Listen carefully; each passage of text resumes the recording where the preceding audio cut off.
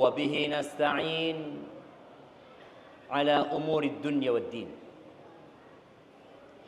Segala puji bagi Allah Jalla Jalaluh, Rabb, pencipta, pemilik, penguasa dan pengatur alam semesta ini.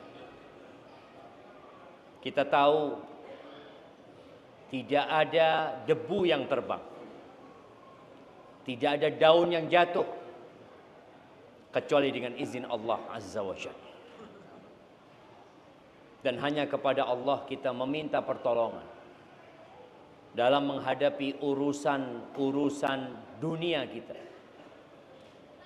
Kita tahu dunia ini melelahkan dan sering membuat orang terpedaya, sehingga dia lupa bahwa dunia diciptakan sejatinya hanya untuk tempat ujian dan cobaan. Di sini bukan tempat bersenang-senang, tapi di sini tempat berjuang dan berkorban. Allah Azza wa Jalla mengatakan, laqad khalaqnal insana fi kabad. Kami telah menciptakan manusia dalam kepayahan. Bagaimana seorang ibu melahirkan kita, capek dan lelah. Bagaimana dia membesarkan kita, capek dan lelah, dan kita pun tumbuh besar dengan kelelahan. Kita hanya bisa menangis, lapar menangis, haus menangis, sakit menangis, ngomong nggak bisa kita. Semua bergantung dengan kasih sayang orang tua kita kepada kita. Tatkala kita sudah mulai tumbuh besar, gigi kita mulai keluar dan itu menyakitkan. Kita menangis, demam tubuh kita. Tatkala kita mulai belajar berjalan dan kita capek juga, jatuh, tapi tetap sama emak kita disuruh jalan. Jatuh lagi, tetap disuruh jalan. Tatkala kita sudah tumbuh untuk masuk ke TK, antum melihat anak TK ya, diletakkan sama ibunya di dalam kelas lalu ditinggal, nangis dia jemaah. Apakah sama ibunya kemudian digendong lagi? Tidak, ditinggal sama ibunya. Begitulah kehidupan. Maka kita meminta pertolongan kepada Allah dalam menghadapi, Masya Allah, besar banget, menghadapi urusan dunia kita. Dan khususnya buat teman-teman yang hidup di pulau ini, ya ada banyak perjuangan antum di sini. Tapi jangan lupa, semuanya ada solusi dengan kita meminta pertolongan kepada Allah Azza wa Jalla. Dan dalam urusan agama, kalau tadi dikatakan mainnya sudah terlalu jauh, ya sebagian kita dulu mungkin rajin ke masjid, dulu rajin kajian, dulu rajin membaca Al-Quran, dulu rajin puasa Senin Kemis, dulu rajin sholat malam, lisannya basah dengan zikrullah. Tapi dengan berjalannya waktu kadangkala semua itu berkurang. Bacaan Quran kita berkurang, sholat malam kita semakin sedikit. Kadangkala datang kajian pun sudah malas, apalagi kajian rutin yang ada online.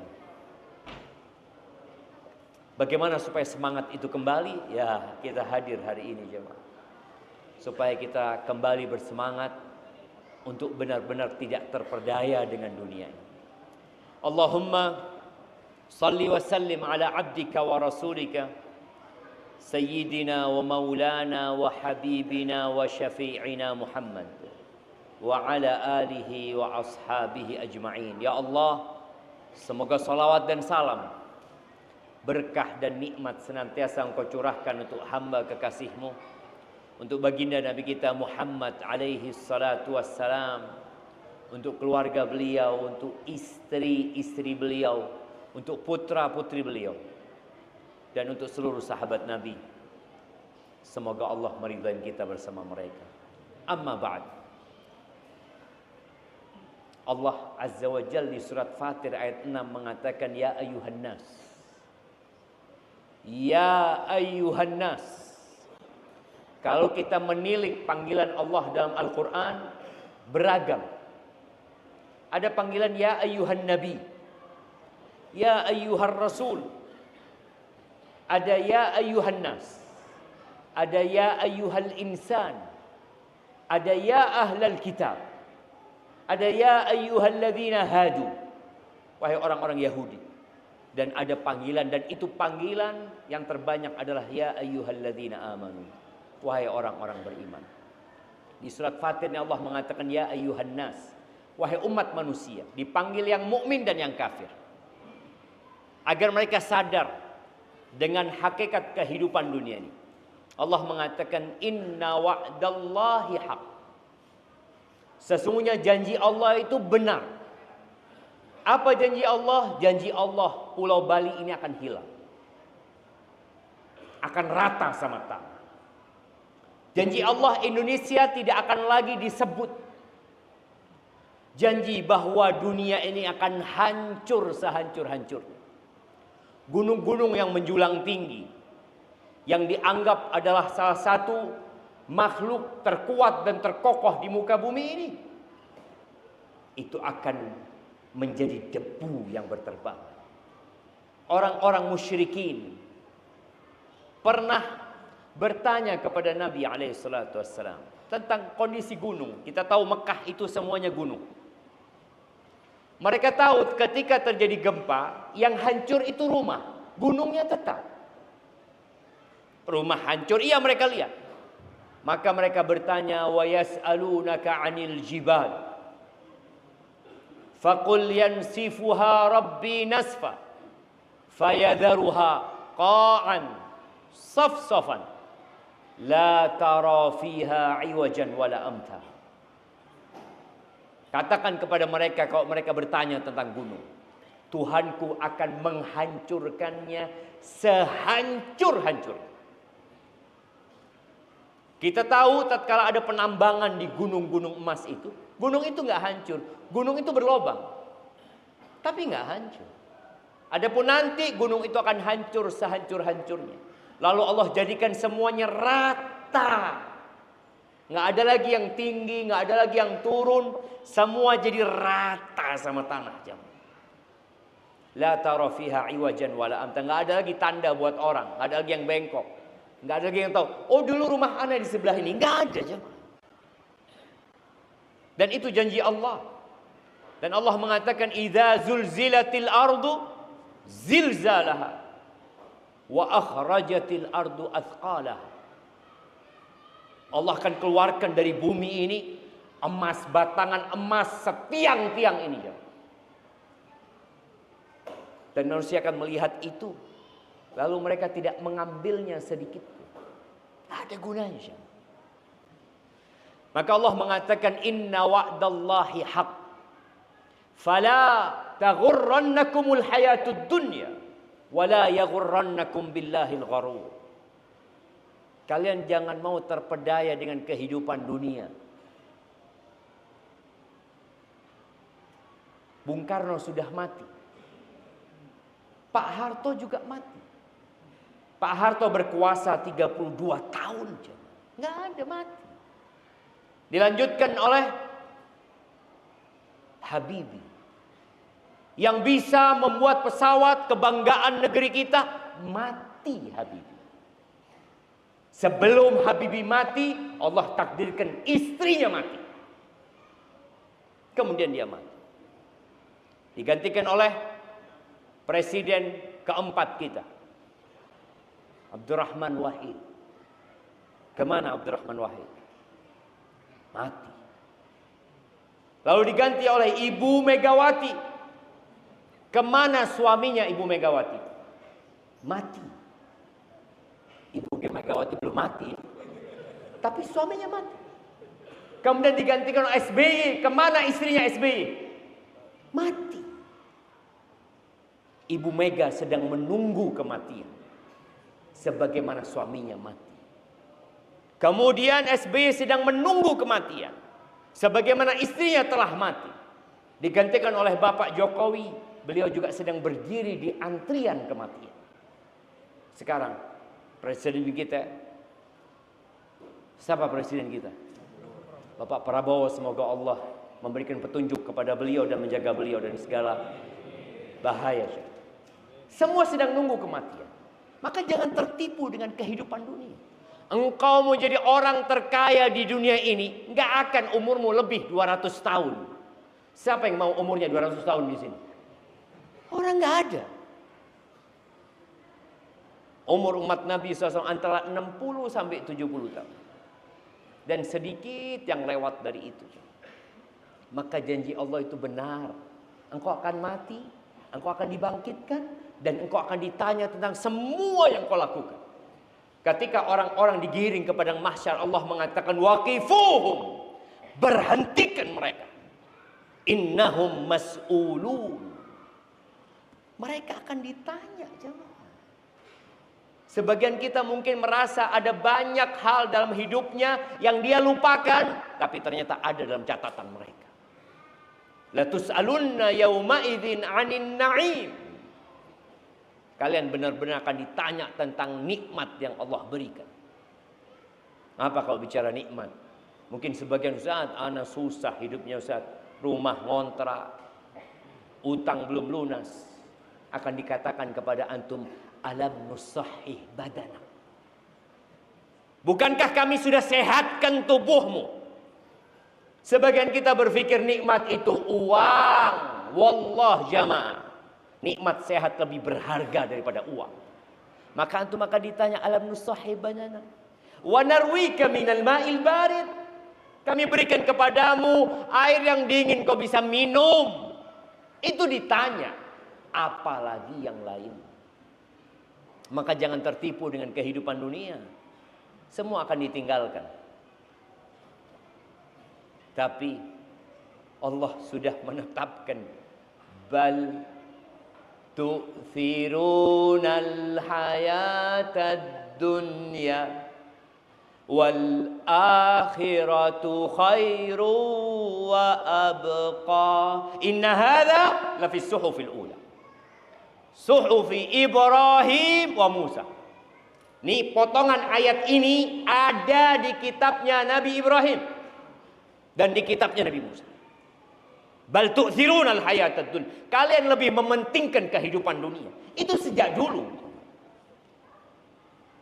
Padahal akhirat lebih baik dan lebih abadi.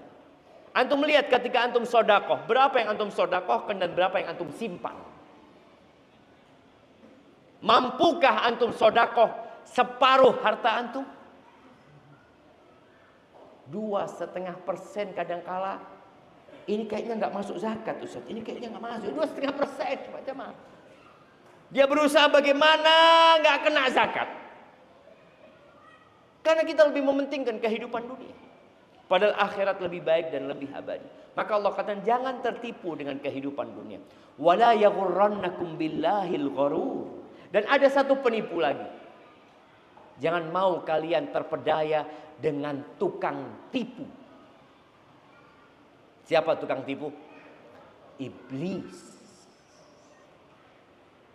Bagaimana iblis menipu Nabi Adam dan berhasil? Berhasil. Menipu istrinya Nabi Nuh. Berhasil? Berhasil. Menipu Qabil sampai membunuh Habil. Berhasil dia tipu. Dia tipu anaknya Nabi Nuh yang disebut beberapa tafsir namanya Kan'an. Berhasil ditipu. Kaumnya Nabi Nuh ditipu sama iblis. Nabi Adam meninggal dunia. Qabil meninggal dunia. Nabi Nuh meninggal dunia. Kaumnya meninggal dunia. Iblis tetap hidup. Karena dia minta waktu sampai hari kiamat untuk hidup. Lalu datang menipu kaumnya Nabi Hud. Mereka dibinasakan. Nabi Hud meninggal dunia, iblis tetap hidup. Kaumnya Nabi Soleh mati. Nabi Soleh juga meninggal dunia, iblis masih hidup. Berhasil menyesatkan dan menipu kaumnya Nabi Ibrahim, iblis masih hidup. Bayangin ya. Pengalaman dia menipu manusia sampai Allah sebut al-gharur. Penipu ulung al-gharur itu. Maka hati-hati. Cuma memang kita itu udah dikasih tahu setan, jangan deketin setan. Tetap kita bersohib sama setan. Ada bisikan-bisikan. nantilah sholatnya. Iyalah, kan waktunya masih panjang. Ya. Maka hati-hati dengan tukang tipu itu. Jamaah rahimakumullah. Sebagian kita mungkin pernah mengalami fase dalam hidupnya yang dia berpikir, kalau ana mati pada waktu itu Ustaz, insya Allah Ustaz, mudah-mudahan masuk surga. Ada fase di saat antum baru hijrah. Ada fase di saat antum, ya Allah, sholat itu Ustaz khusyuk sekali. Tapi sekarang khusyuk itu mulai pergi. Dulu ana bisa menangis tatkala ana mendengarkan cerita-cerita para nabi. Sekarang udah mulai keras hati ana. Ana lihat kawan ana menangis, kiri ana menangis, ana tetap gak bisa menangis. Ahibati fillah, ada cerita yang diriwayatkan oleh Imam Muslim. Cerita ini cerita tentang seorang sahabat Nabi yang bernama Amr ibnul As. Ada hadiah. Mana panitia? Nanti minta sama panitia. Ada. Kapan Amr bin As masuk Islam? Tunggu, ngomong-ngomong, antum sudah kenal nggak dengan yang kanan kiri antum? Udah belum? Belum kayaknya antum. Antum tahu keutamaan bersalaman dengan saudara antum? Dosa-dosa berguguran. Ketika antum berjumpa sama dia, ana tidak akan mulai kajian, lanjutkan kajian sampai antum kenalan dengan yang kanan kiri antum.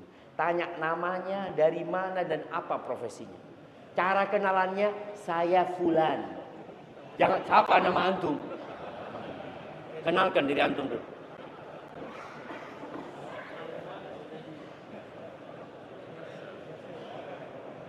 Bapak-bapak di atas jangan ngelihat ustadznya ya, ngelihat kanan kirinya.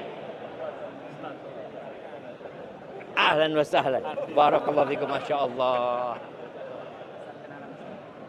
Minum dulu ana ya.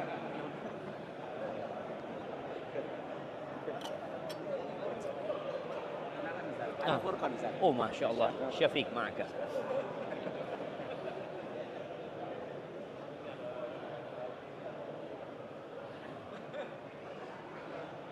Sudah kenalan antum. Kadang-kala orang disuruh kenalan tetap lihat ke ustadznya. Kayak nggak denger ustadznya ngomong itu. Sudah. Oh, anak mau tunjuk deh. Yang pakai rompi. Nah, mantu. Siapa nama yang di kanan antum? Loh, belum kenalan kan? Belum jamaah. Astagfirullah. Apa beratnya? Siapa namanya? Loh, gak kenal. Gak jelas. Siapa namanya? Angga, dari mana?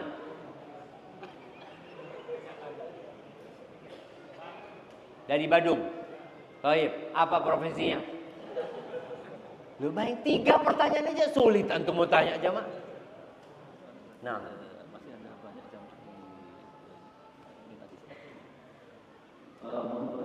berdiri aja pengen.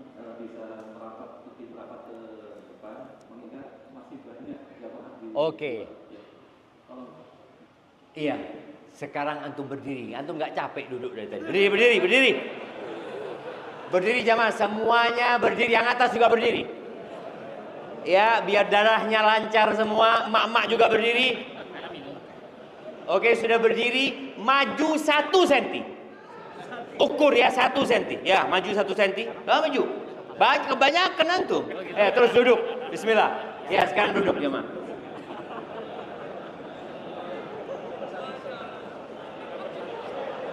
Alhamdulillah. Ini kenalnya lebih zen kalau gini antum.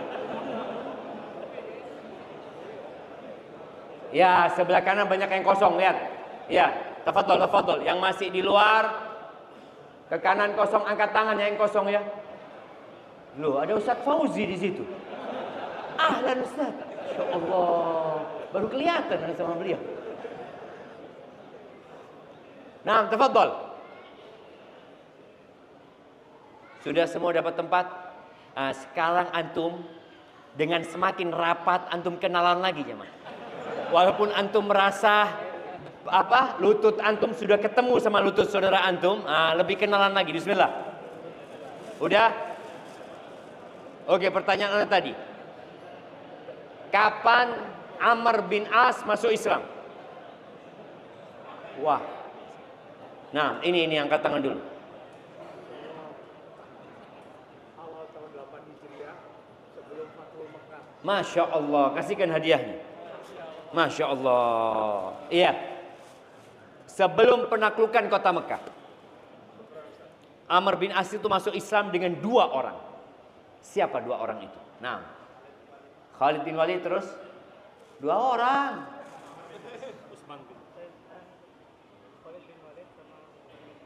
Utsman bin Abi Talha. Masya Allah, kasihkan hadiahnya. Yang ini sama yang itu, nggak apa-apa, itu kasih hadiah juga lah. Itu udah angkat tangan, kesian lah.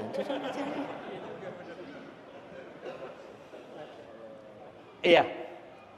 Jadi ketika masuk Islam,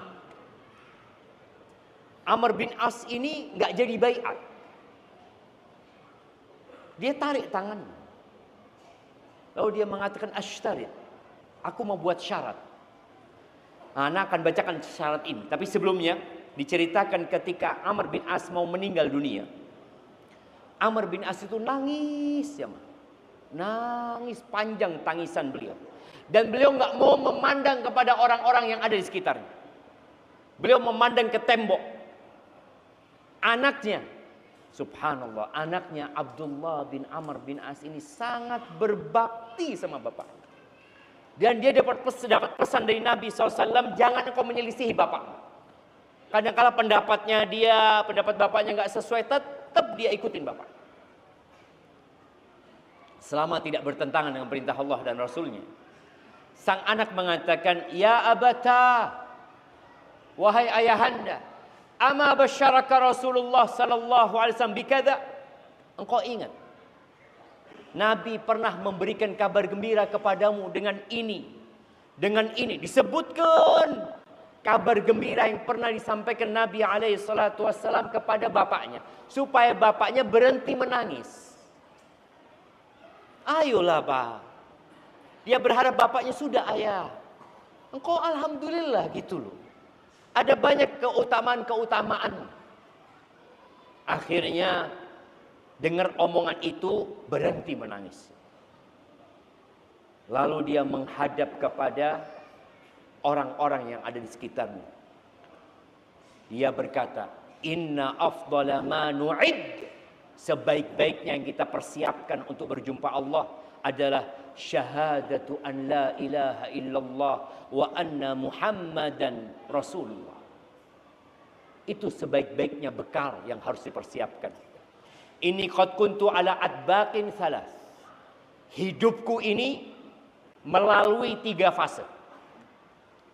Yang pertama dia sebutkan laqad ra'aituni wa ma ahadun ashadda bughdan li Rasulillah sallallahu alaihi wasallam minni wa la ahabba ilayya an akuna qad istamkantu minhu faqataltu.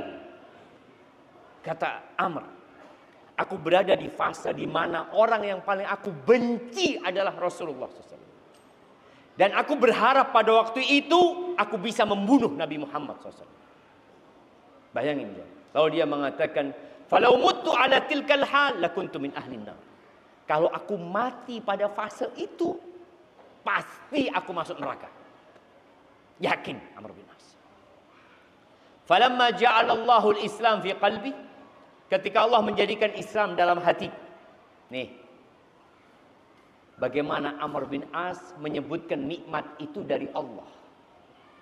Aku jadi Islam nih karena Allah gitu. Antum bisa datang kajian ini karena Allah.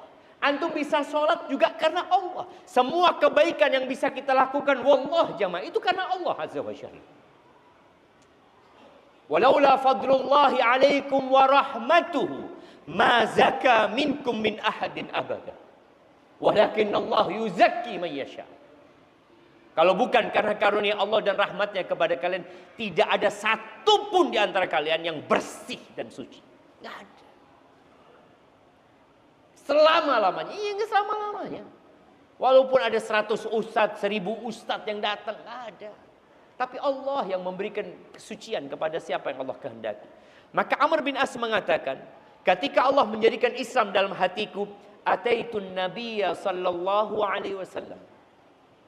Dia datang dari kota Mekah menuju ke kota Madinah menjumpai Rasulullah sallallahu alaihi wasallam. Lalu Amr bin As mengatakan, ubsud yaminak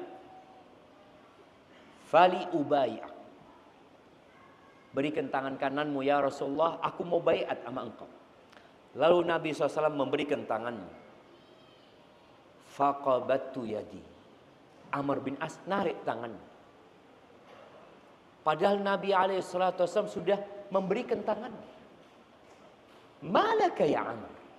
Kenapa engkau Amr? Kata Amr bin As, aradtu an ashtari. Aku mau buat persyaratan. Aku punya syarat ya Rasulullah. Kata Nabi SAW, tashtaritu bimada. Apa yang engkau syaratkan? Kata Amr bin As, ayyughfara li. Syaratnya aku diampuni dosa-dosa. Karena Amr As berpikir, apa gunanya aku masuk Islam kalau dosa-dosaku yang banyak itu nggak diampuni. Maka dia minta supaya dosa-dosaku yang dulu diampuni, kata dia. Lalu Nabi SAW mengatakan, ama alimta annal Islam yahdimu ma kana qablah. Apa engkau nggak tahu Islam itu menghancurkan semua yang sebelum Islam. Wa annal hijrata tahdimu ma kana qablah. Hijrah itu menghapuskan dosa-dosa yang sebelumnya. Wa annal hajja yahdimu ma kana qablah. Begitu pula haji menghapuskan dan menghancurkan dosa-dosa yang sebelumnya. Lalu akhirnya membaiat Nabi SAW. Kata Amr bin As, wa ma kana ahadun ahabba ilayya min Rasulillahi sallallahu alaihi wasallam wala ajalla fi aini minhu. Wa ma kuntu utiqu an amla'a aynayya minhu ijlalan lahu walau su'iltu an asifahu ma afaqtu li'anni lam akun amla'u aynayya minhu. Kata Amr bin As, setelah kejadian itu tidak ada manusia yang lebih aku cintai daripada Rasulullah sallallahu alaihi wasallam. Tidak ada manusia yang lebih aku agungkan daripada Nabi alaihi salatu wasallam. Sampai karena aku mengagungkan Nabi SAW, nggak pernah aku memandang Nabi dengan penuh seperti itu. Kalau aku ditanya bagaimana wajah Nabi SAW, nggak bisa aku mensifatinya. Karena beliau benar-benar mengagungkan Rasul SAW. Lalu dia mengatakan, walau muttu ala tilkal hal. Kalau aku mati pada posisi itu, la rajautu an akuna min ahlil jannah. Aku berharap aku masuk surga. Kalau yang pertama dia mengatakan pasti aku masuk neraka, tapi kalau ini dia berharap aku masuk surga. Kalau aku matinya dulu.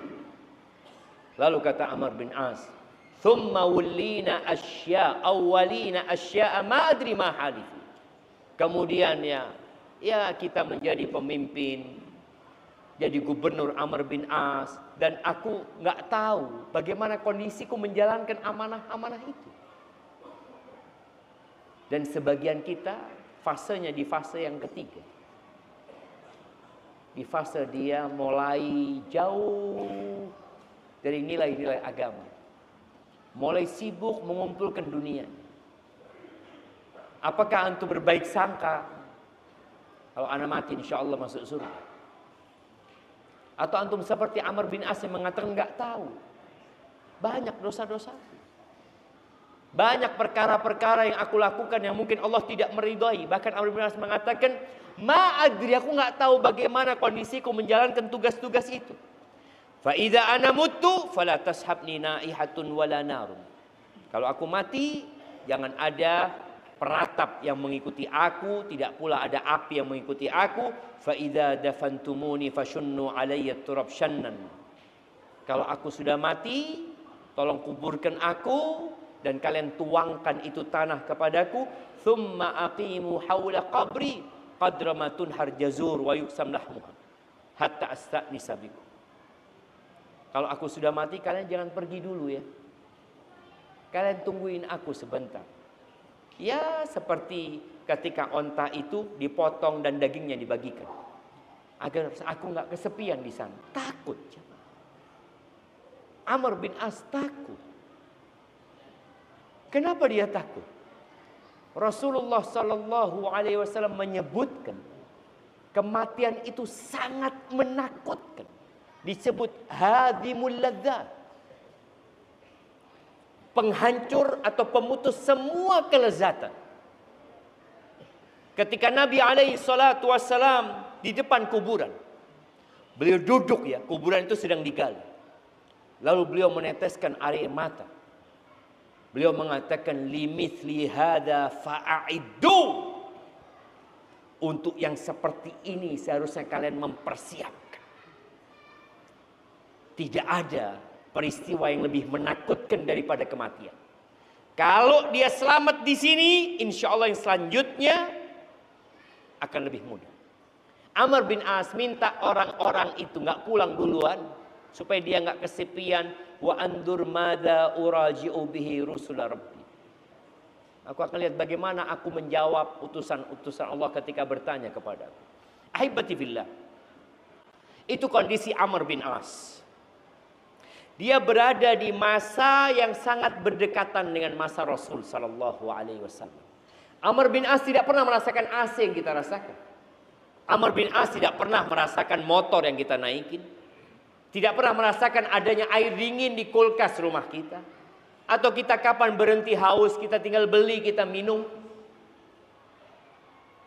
Tapi dia takut dengan kenikmatan yang Allah berikan kepada dia. Dengan beberapa jabatan yang diberikan kepada dia, dia takut kalau nanti dia tidak bisa menjawab pertanyaan-pertanyaan yang Allah berikan kepada dia. Rasul Sallallahu Alaihi Wasallam, beliau pernah mengatakan kepada Shaddad ibn Aus, Shaddad bin Aus, beliau mengatakan, ya Shaddad, wahai Shaddad, idza ra'aitan nas yaknizuna adh-dhahaba wal fiddah. Shaddad, kalau engkau melihat orang itu sibuk menimbun emas dan perak. Orang sibuk dengan dunianya aja. Sekarang orang sibuk ganti handphone. Kalau kita lihat ya, handphone ini terus keluar. iPhone 9, 10, 11, 12, 13, 14, 15, 16. Sekarang yang berapa? 17. Orang sibuk dengan itu. Motor keluar yang baru-baru. Apalagi sekarang. Orang sibuk mencari dunia. Merantau mencari dunia. Kalau dulu merantau mencari ilmu, sekarang merantau mencari dunia. Ditinggalkan kampung halamannya demi mendapatkan kehidupan yang lebih baik. Oke, nggak ada masalah ketika mau mencari dunia, tapi ambisimu akhirat. Cari dunia, ambisinya akhirat.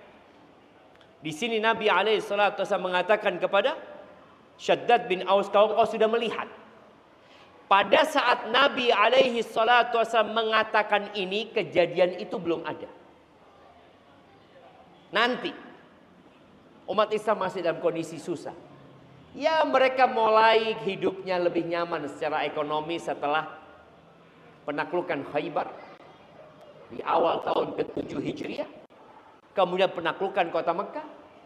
Dan setelah penaklukan kota Mekah itu sahabat ingin istirahat. Sudah selesai. Tahu-tahu Allah perintahkan kepada mereka untuk perang yang lawannya lain. Bukan lagi bangsa Arab. Musuhnya itu Romawi. Allah perintahkan mereka untuk perang Tabuk. Sebagian sahabat ketika diperintahkan untuk perang Tabuk, ini mulai sudah ada kesenangan ya. Orang itu kalau habis perang pulang kepingin istirahat. Tapi ternyata muslim itu tidak boleh ada di zona nyaman. Kalau tadi temanya terlalu jauh karena dia merasa di zona nyaman, sudah mulai dia senang. Nggak boleh. Maka ketika para sahabat pulang daripada penaklukan kota Mekah, turun perintah untuk perang Tabuk. Allah Azza wa Jalla mengatakan, ya ayyuhalladzina amanu ma lakum idza qila lakum unfiru fi sabilillah itsaqaltum ilal ard araditum bil hayatid dunya. Wahai orang-orang beriman, bayangin ya, ini panggilan buat para sahabat Nabi untuk generasi terbaik umat ini. Mereka pun tergoda sama dunia. Perang Uhud kalah gara-gara tergoda dengan dunia. Maka Allah mengatakan, kenapa kalian? Ada apa sama kalian ini? Ketika diperintahkan kepada kalian, berperanglah, berjuang jalan Allah Azza wa Jalla, itsaqaltum ilal ard. Kalian itu berat seperti tertarik ke bumi ini. Araditum bil hayatid dunya. Oh, kalian sudah senang sama kehidupan dunia ini. Kalian sudah senang dengan kehidupan dunia ini. Fama mata'ul hayatid dunya fil akhirati illa qalil. Ya Allah, kenikmatan dunia ini dibandingkan dengan kenikmatan akhirat itu sedikit. Kenapa kalian udah senang? Dan boleh jadi kita sudah mulai menyenangi kehidupan dunia.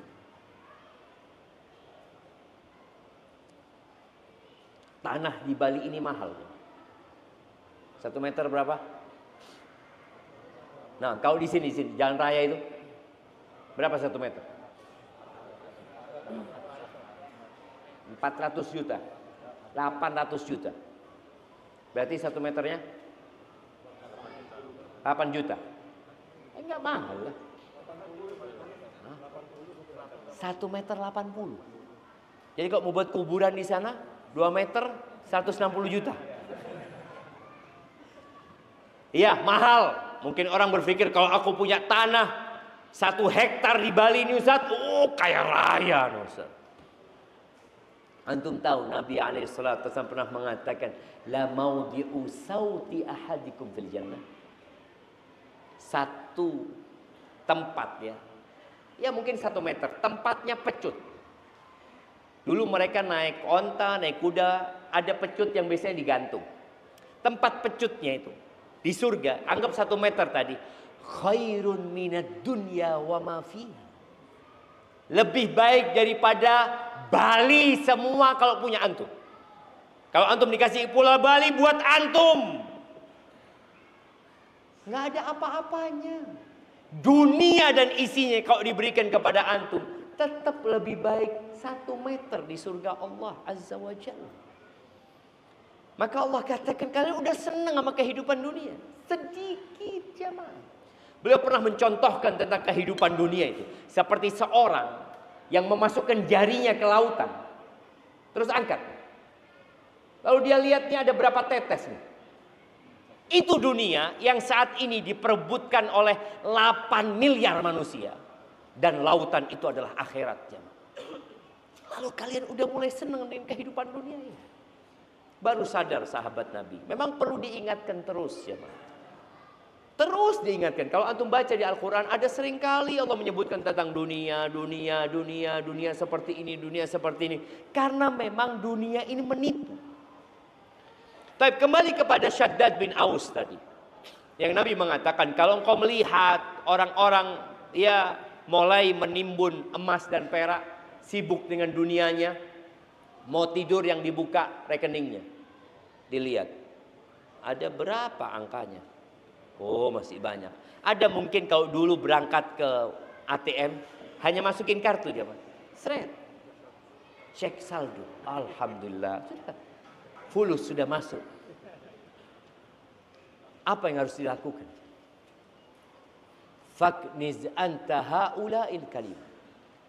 Maka pada saat itu hendaklah engkau mengumpulkan doa-doa ini. Maka harapan ana kalau antum pulang semua menghafal doa ini, cukup kajian kita. Apa doanya? Yang pertama, Allahumma inni as'aluka tsabata fil amr. Nah, nanti doanya ana minta dikirimkan ke jamaah semua ya. Tunggu ana kirimkan sekarang biar nggak lupa. Supaya antum juga bisa baca doa itu sekarang. Bismillah.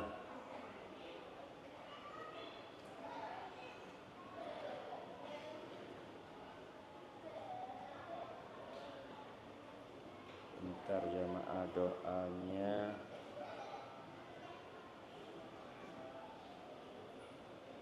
Ana kirim ke Badrimin. Mana Badrimin? Hah? Mana dia? Udah ana kirim. Mana? Ya, kirimkan ke jamaah. Gimana cara kirim ke jamaah? Ada grup WA. Baik. Yang pertama, Allahumma inni as'aluka tsabata fil amr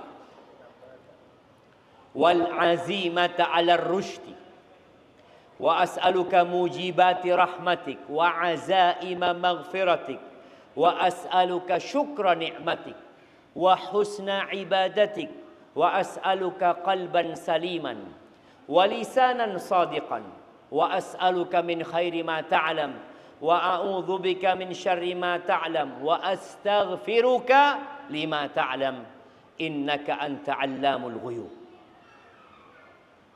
Yang pertama diminta, ya Allah, aku minta ketetapan dalam urusan ini. Keteguhan. Minta keistiqomahan. Karena kalau bicara orang itu beramal sekali dua kali bisa.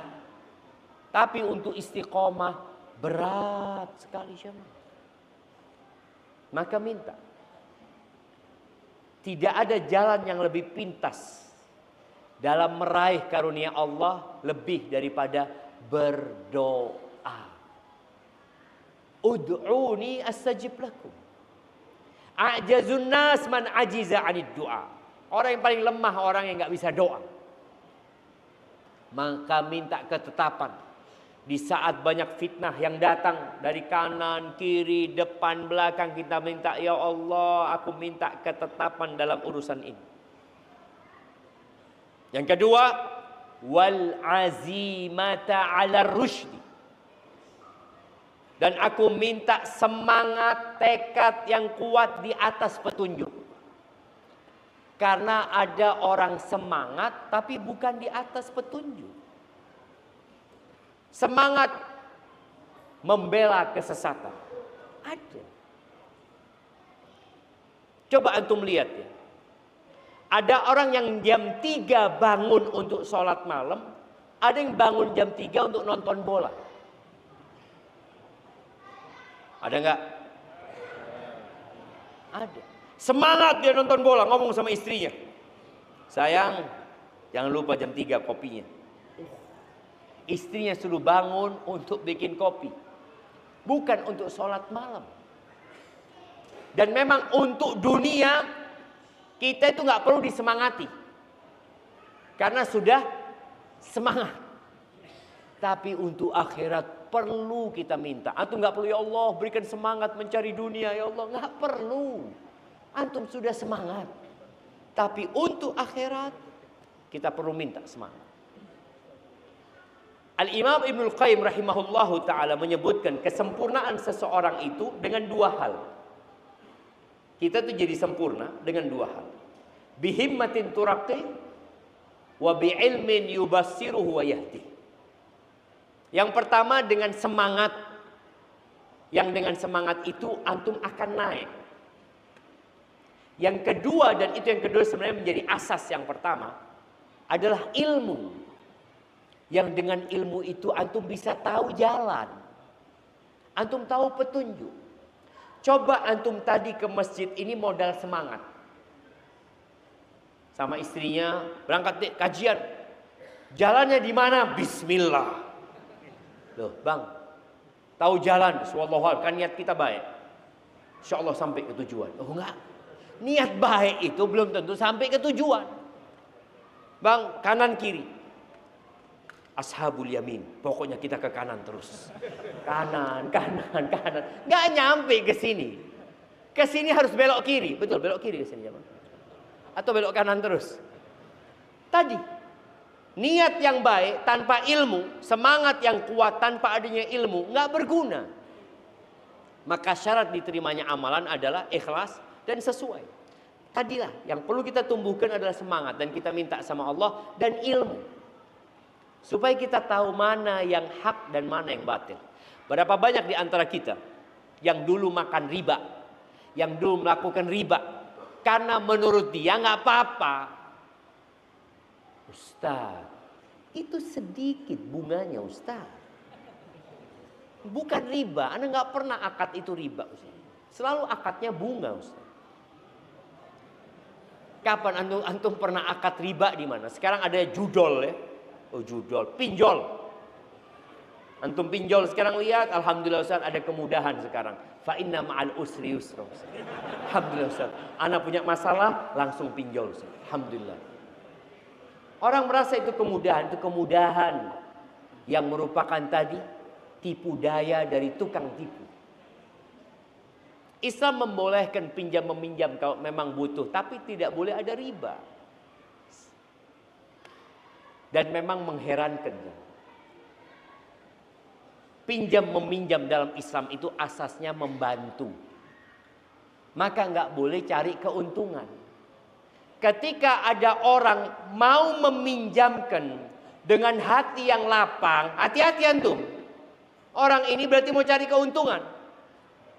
Kita itu kalau mau minjemin duit mikir jamaah, ya Allah ya nanti gak balik fulusnya masih ini itu. Tapi ini orang Masya Allah, antum tinggal foto bersama KTP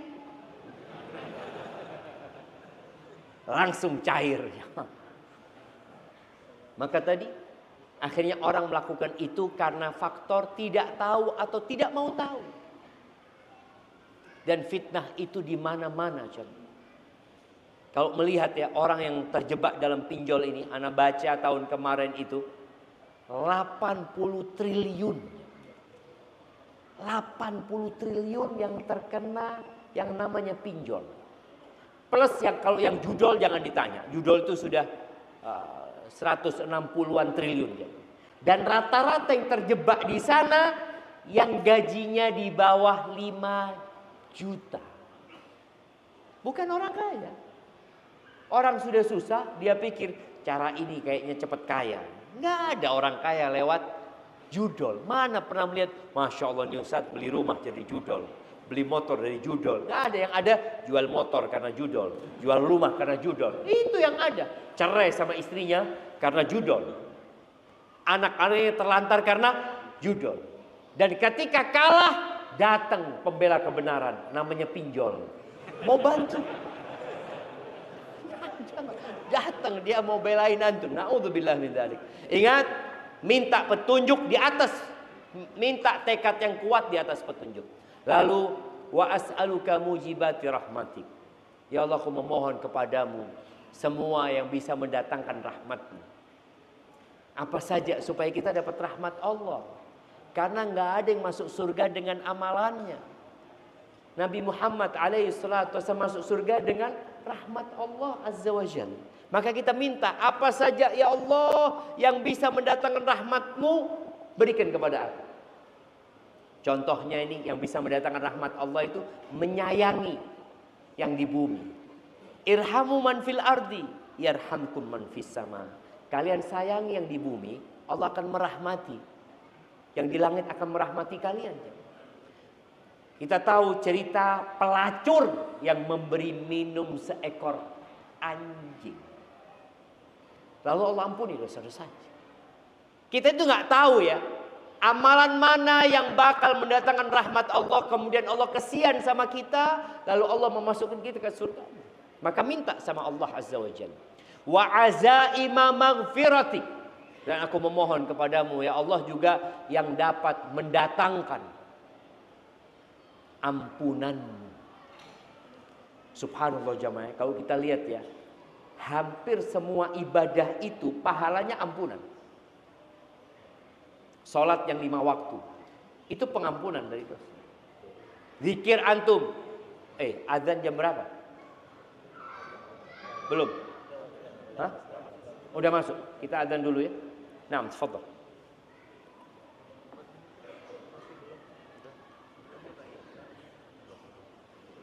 Betul. Belum. Masya Allah, ada khilaf, ada yang 4 menit, 2 menit, ada yang sudah masuk waktunya.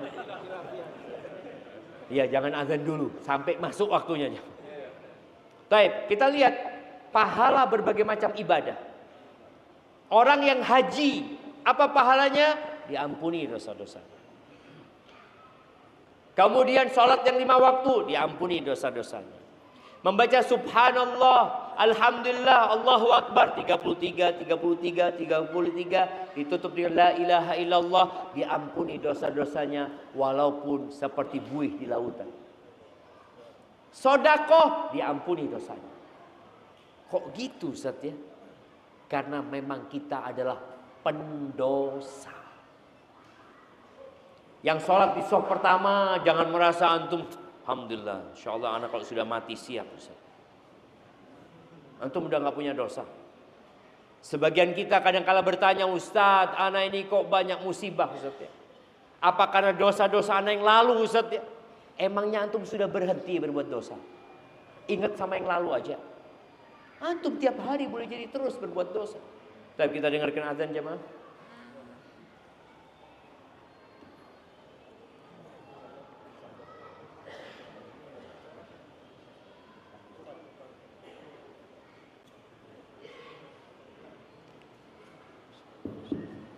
Mohon pengertiannya dari jemaah yang parkir di Banjar, ya, yang merasa parkir di Banjar, kendaraannya mohon dipindahkan karena ada warga yang mau keluar, ya, mohon untuk dipindahkan terlebih dahulu. Terima kasih.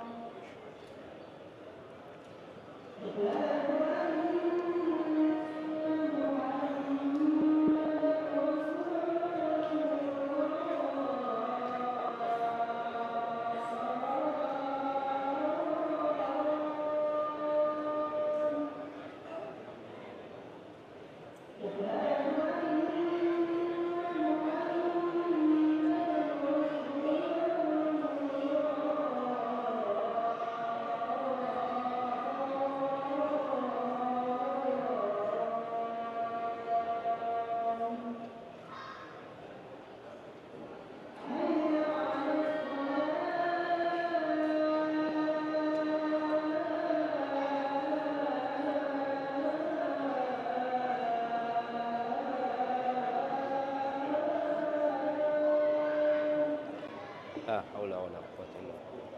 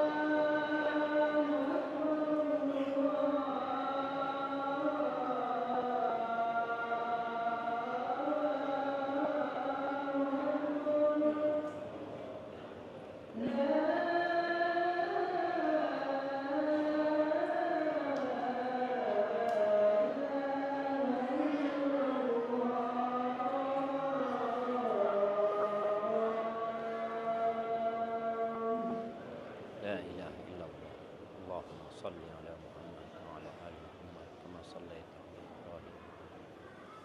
Allahumma rabb hadhihi ad-da'wati at-tammati was-salati Allahumma salli wa sallim ala nabiyyina Muhammad. Jamaah, kita akan lanjutkan kajian kita. Insyaallah salatnya akan diundur setelah kajian selesai. Kenapa? Yang pertama, ada keutamaan mengakhirkan waktu Isya. Bahkan Nabi alaihissalatu wasallam mengatakan, "Laula an asyqa ala ummati." Andai kata aku tidak takut memberatkan umatku, la akhartul Isya ila nisfil lail. Aku akan akhirkan Isya sampai tengah malam. Jadi insyaallah kita akan sholat paling enggak jam 11. Siap, Ustaz? Kalau beliau tidak takut memberatkan umatnya, tapi beliau karena takut memberatkan umatnya, ya beliau tidak melakukan itu. Kemudian yang kedua, menunggu sholat ke sholat selanjutnya, itu disebut dengan ribat. Dan itu mengangkat derajat. Ribat itu dilakukan oleh para mujahidin di perbatasan negeri Islam dengan negeri kafir.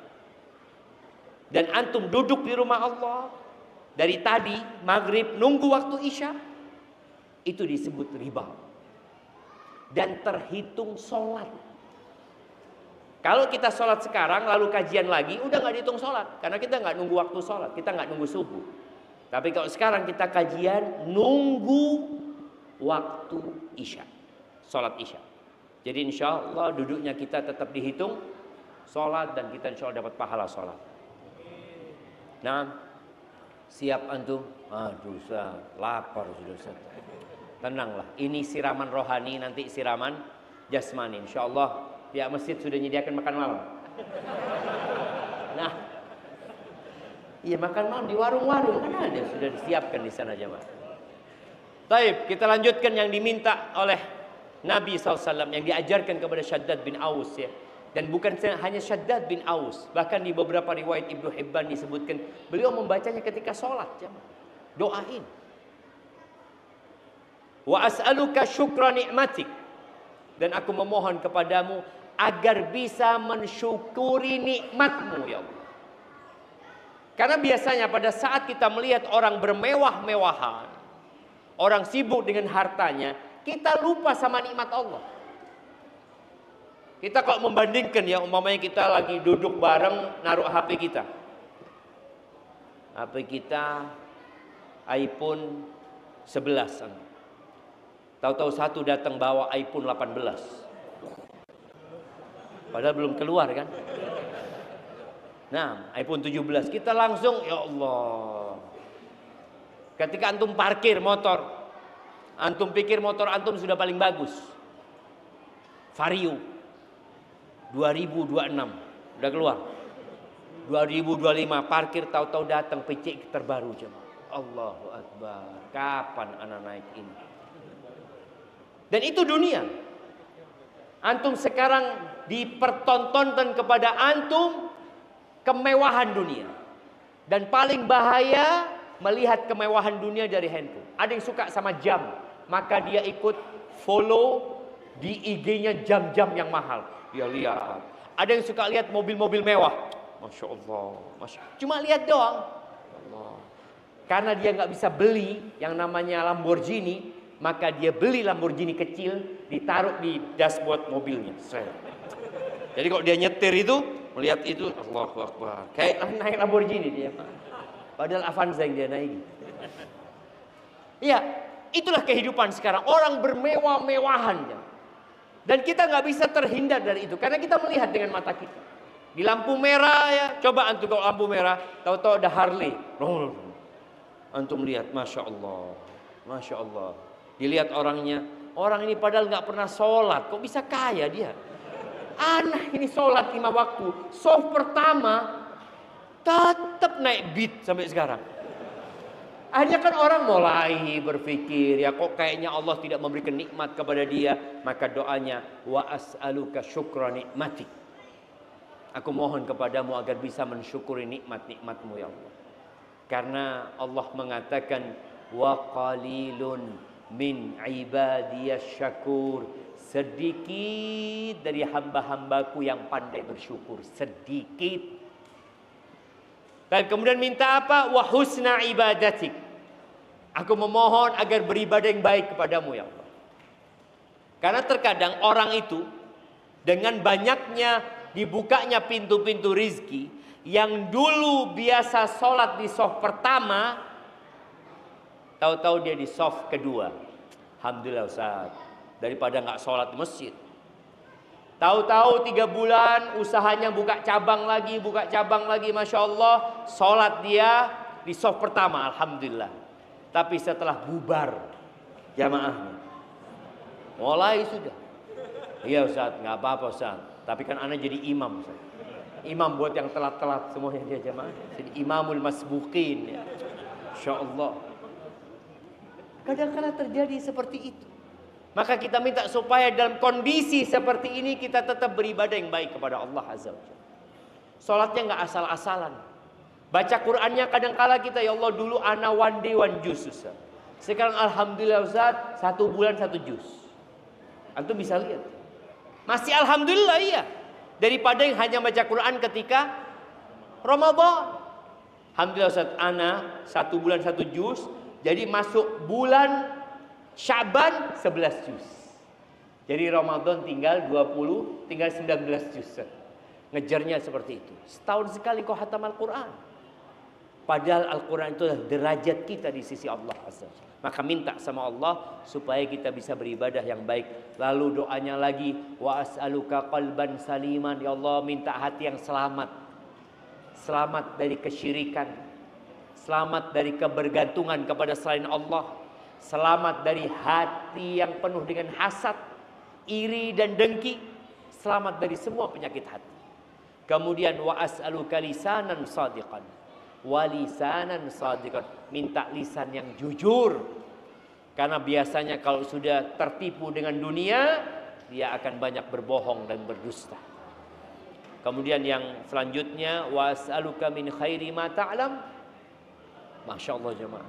Terakhir, Nabi menutup doa ini dengan doa yang universal, yang mencakup semuanya. Aku memohon semua kebaikan yang kau ketahui ya Allah. Semuanya sudah. Kalau kita satu-satu, kadang-kadang kita nggak tahu mana yang baik buat kita. Mana saja yang baik aku minta ya Allah. Yang kau ketahui. Wa a'udzubika min syarri ma ta'lam. Dan aku berlindung dari keburukan yang engkau ketahui. Wa astaghfiruka lima ta'lam. Dan aku memohon ampun atas dosa-dosa yang kau ketahui. Yang mungkin kita lupa, kita nggak sadar. Pokoknya aku minta ampun dari semuanya ya Allah. Innaka anta 'allamul ghuyub. Sesungguhnya engkau adalah maha mengetahui dengan yang gaib. Maka jamaah tolong dibaca, diajarkan kepada istrinya, diajarkan kepada anaknya, kemudian diartikan, karena Allah tidak mengabulkan doa dari hati yang lalai dan lengah. Barakallahu fiik. Itu yang dapat Anda sampaikan. Kurang lebihnya mohon maaf. Ada pertanyaan yang masuk? Loh, tadi sudah diumumkan. Oh alhamdulillah, berarti nggak ada yang tanya. Karena senang kalau antum nggak tanya jemaah. Karena berarti antum sudah faham, sudah ngerti. Ingat, ilmu itu nggak ada gunanya kalau tidak diamalkan. Diamal pun nggak ada manfaatnya kalau antum tidak ikhlas mengamalkannya. Maka semoga afwan antum dari kenalan antum. Semangat menuntut ilmunya di Bali ini besar. Ustadz, bagaimana menurut kita, menurut Ustadz tentang Saudi sekarang berlomba membangun klub malam, gedung-gedung tinggi, dan apa yang harus kita buat dengan keadaan ini? Ada 2 hal di sini. Yang pertama bicara dengan gedung-gedung tinggi. Emangnya nggak boleh bangun gedung-gedung tinggi? Ketika Nabi SAW menceritakan tentang tanda-tanda kiamat, bukan berarti semua tanda-tanda kiamat itu buruk. Enggak. Tapi itu sebagai pertanda saja akan terjadi itu. Kalau kelihatan itu, berarti kiamat sudah Dekat. Jadi bukan berarti membangun gedung tinggi itu nggak boleh. Karena orang lihat, Allah Ustaz, berarti kalau kita bangun gedung tinggi ini Ustaz, mempercepat kiamat Ustaz. Ya enggak. Tetap jamaah. Nabi alaihissalatu di antara tanda kiamat, beliau mengatakan, u'dud baina yaday sa'a, u'dud sitan baina yaday sa'a. Kalian hitung ya, ada 6 perkara yang akan terjadi sebelum kiamat. Yang pertama beliau sebutkan adalah mauti, kematianku. Dan Nabi meninggal dunia. Kemudian yang kedua apa? Fathu Baitul Maqdis. Ditaklukkannya Baitul Maqdis. Apakah baik apa enggak? Ya Allah, dengan ditaklukkannya Baitul Maqdis semakin dekat kiamat Ustaz. Loh, itu sebuah kemuliaan. Jadi ingat, tanda-tanda kiamat itu tidak semuanya buruk. Ada tanda-tanda yang mubah, ada tanda-tanda yang Masya Allah indah sebenarnya. Di antara tanda-tanda kiamat itu yang termasuk tercela adalah orang-orang sibuk menghiasi masjid. Dan Masya Allah, anak senang dengan masjid ini ya. Tidak terlalu banyak hiasan di sini. Tapi masjidnya Insya Allah kokoh, Allah ibarik fi. Ada orang yang sibuk dihiasi ini macam-macam jamaah. Softnya cuma 5 orang yang sholat. Nah itu yang menjadi tanda-tanda yang makruh, yang tidak diinginkan. Kalau bicara tadi, kalau mereka sibuk dengan klub malam, membangun klub malam, kita sudah dari dulu bangun klub malam di Indonesia. Antum lihat jamaah. Anak tadi lewat semuanya, ya Allah harus nundukkan pandangan jamaah. Ada klub malam, ada ini, ada penampilan ini, itu macam-macam. Itu nggak boleh. Kalau itu terjadi di Saudi, ya terlarang. Bukan berarti karena Saudi yang berbuat, apa jadi halal Ustaz? Enggak, tetap haram jemaah. Dan apa sikap kita? Fokus perbaiki diri antum, keluarga antum. Fokus kita memperbaiki negeri kita. Dan semoga mereka yang ada di Arab Saudi itu juga para ulama ya, memperbaiki yang ada di sana dan didoakan jemaah. Jadi kalau antum melihat keburukan, baik dari pemimpin kita atau pemimpin umat Islam yang lainnya, antum dapat baca berita, ya Allah kok kayak gini pemimpinnya, apa sikap antum? Doakan, ya Allah semoga Allah berikan hidayah kepada dia. Kita nih doa aja males. Anda lihat kesukaan kita itu apa? Komentar. Kalau sudah warga net dan netizen turun, itu komentar ini, komentar. Sampai lihat mana yang isinya doa. Apa gunanya komentar antum ketika hanya akan memperberat timbangan keburukan pada hari kiamat? Tapi kalau antum doa, Masya Allah, jadi pemberat kebaikan antum pada hari kiamat. Sudah cukup ya. Kalau ada yang datang lagi antum balikin. Nah, apakah orang yang sering menunda-nunda sholat atau sering sengaja mengakhirkan waktu, apakah berdosa dan apakah sholatnya diterima? Jazakallah khairan.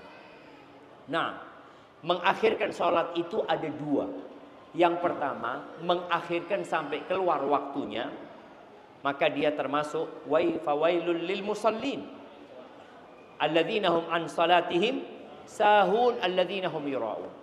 Itu yang pertama. Jadi mengakhirkan waktu sampai hampir habis waktunya. Dan Nabi alaihissalatu menyebutkan seperti orang munafik, ketika matahari mau terbenam baru dia sholat, dan sholatnya dicepetin. Itu termasuk tanda-tanda orang munafik. Tapi kalau dia mengakhirkan waktunya masih dalam waktu sholat tersebut, maka dia tidak dikatakan lalai dengan sholat. Tapi ingat, para laki-laki hendaklah sholat di rumah Allah Azza wa Jalla. Tapi ada di beberapa daerah di Jawa itu yang sholat asarnya ditunda. Nunggu petani pulang dari sawah. Boleh nggak? Boleh. Nggak apa-apa selama tidak sampai keluar waktunya gitu. Umpamanya beberapa pondok umpamanya seperti di kampus kita, sholat zuhur kita itu jam 12.35 menit. Jam 12.30 menit. Padahal adzan zuhurnya macam-macam, kadang kala jam setengah 12, kadang kala jam 12 kurang seperempat ya. Tapi karena memang kita sudah tetapkan nunggu mahasiswa keluar kelas, kita sholat jam 12.35 menit. Nggak ada masalah, tetap tepat waktu. Karena memang waktu zuhur itu waktu yang panjang. Dari matahari tergelincir sampai bayangannya, satu bayangan ya, sampai seperti itu. Itu waktunya.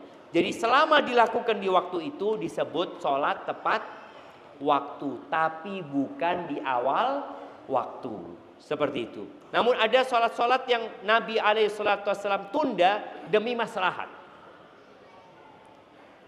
Di masa Nabi SAW pernah di musim panas, Bilal itu mau adzan. Kata Nabi SAW, tunggu dulu. Tunggu dulu kata dia. Kesian orang-orang kalau keluar dari rumahnya panas-panas itu. Karena para sahabat Nabi radhiyallahu anhum, mereka dengar adzan langsung ke masjid gitu. Maka abridu, tunggu dingin kata dia. Karena panasnya itu termasuk dari panasnya neraka jahanam kata Nabi SAW. Jadi menunda kalau ada maslahatnya malah nggak apa-apa. Malah boleh jadi lebih baik. Daripada orang datang ke masjid panas-panas ya, akhirnya sholatnya nggak khusyuk ya. Apalagi Masjid Nabawi dulu nggak ada AC-nya jemaah. Nggak kayak sekarang. Nah, mungkin seperti itu. Pertanyaan terakhir. Nggak dapat lagi antum kan? Alhamdulillah.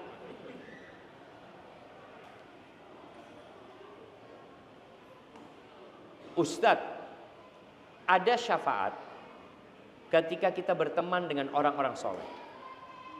Apakah hal itu berarti bisa menolong orang dengan sebesar apapun dosa itu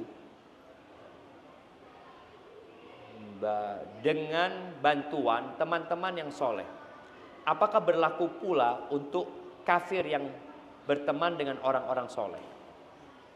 Nah, ahibati fillah, syafaat itu ada dua syaratnya.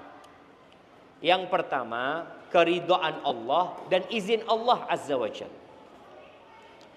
Allah tidak ridho sama orang-orang kafir. Gak mungkin gitu loh. Mereka akan mendapatkan syafaat. Ada syafaat yang diberikan oleh Nabi Muhammad SAW, itu termasuk syafaat khasah. Nabi memberikan syafaat kepada pamannya yang kafir, tapi tidak bisa keluar dari api neraka. Nggak bisa. Ketika Abbas bertanya kepada Nabi SAW, pamanmu kata dia, yang membelamu, yang mendukungmu, yang melindungimu, apa manfaat yang bisa engkau berikan kepada dia ketika sudah mati Abu Thalib? Maka Nabi SAW mengatakan bahwasanya dia fi dhahdahin minan nar, berada di permukaan neraka. Disebutkan dia pakai sandal dari api neraka, otaknya mendidih. Kalau bukan karena syafaatku, dia akan berada di keraknya api neraka. Itu syafaat khusus buat Nabi SAW. Adapun syafaat buat orang-orang kafir nggak bisa. Kalau dikatakan apakah bisa memberikan syafaat kepada pelaku dosa besar? Ya tadi, kalau Allah ridho dengan orang ini dan dengan orang yang kasih syafaat dan ada izin dari Allah, baru bisa. Makanya sejatinya syafaat itu diminta kepada Allah Azza wa Jalla. Karena memang nunggu izin dan keridhaan Allah. Nggak bisa orang, anak mau kasih syafaat, Allah kalau nggak ngasih izin, nggak bisa. Makanya Al-Imam Syafi'i rahimahullahu ta'ala, kita lihat ya sekelas Imam Syafi'i, bagaimana takutnya beliau sama neraka. Dan bagaimana beliau merendahkan dirinya dalam urusan ibadah. Maksudnya dalam urusan ibadah beliau itu nggak banyak, dosanya yang banyak. Beliau mengatakan, uhibbus salihina walastu minhum. Aku ini cinta sama orang-orang soleh, padahal aku bukan dari golongan mereka. Bayangin, Imam Syafi'i mengatakan itu. Wa akrahu man tijaratuhul ma'asi. Uhibbus salihina walastu minhum. Fa arju an anala bihim syafa'ah. Aku berharap dapat syafaat dari mereka. Wa akrahu man tijaratuhul ma'asi wa in kunna sawiyan fil bidha'ah. Dan aku benci sama orang-orang pelaku maksiat. Benci. Walaupun dagangan kita sama, kata Imam Syafi'i. Maka ketika antum pelaku maksiat, jangan suka sama pelaku maksiat. Cintalah kepada orang soleh. Maka datang sama orang soleh, ya, duduk ngaji sama mereka, Tadi kenalan sama orang-orang soleh. Karena insya Allah yang di masjid ini semuanya soleh, benar. Insya Allah Ustaz. Walaupun keluar nanti jadi apa, wallahu a'lam. Tapi yang di masjid insya Allah semua soleh. Jamaah, kita berdoa memohon kepada Allah. Allahumma. Apa doanya tadi? Sudah hafal belum? Allahumma inna nas'aluka tsabata fil amri